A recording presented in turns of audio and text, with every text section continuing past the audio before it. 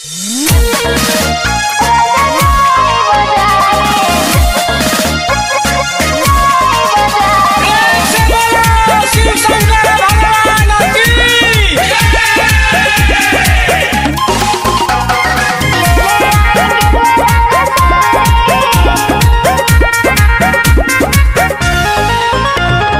हमारा से कहे बारू मुहमा फूलावले, बोला ना कवन बात बारू छुपावले। अरे हमारा से कहे बारू मुहमा फूलावले, बोला ना कवन बात बारू छुपावले।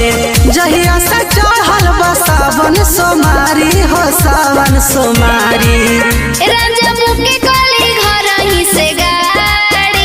जब ककली घर ही से गाड़ी राजा जाई बाजारे ले ले आई गेरुआ रंग साड़ी।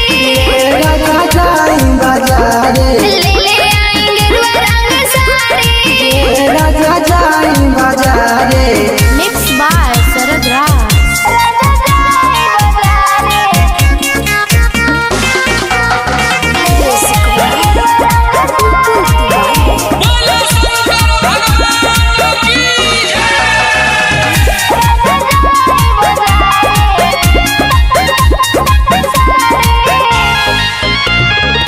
गावे में आसो ढारा धनी जल हो, देवघर से नीमन मिली यही जे फल हो। ए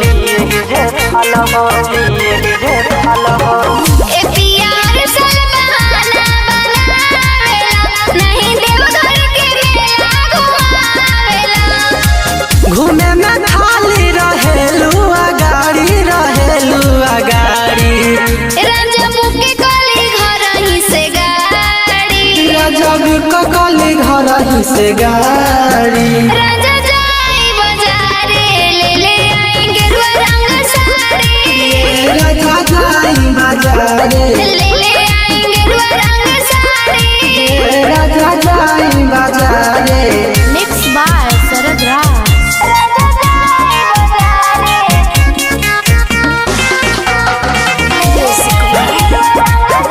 प्रेम से बोलो शिव शंकर भगवान की।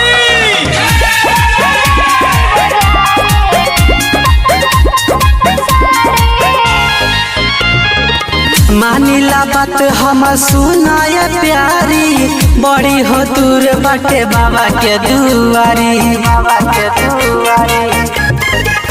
बात मानी मसूरी धान राज जी, हमके मेला घुमा दिही आज जी। लगे बेचा जाए घर ही के पारी हो घर ही के पारी, राजा मुके कली घर ही से गाड़ी। जब ककली घर ही से गाड़ी राजा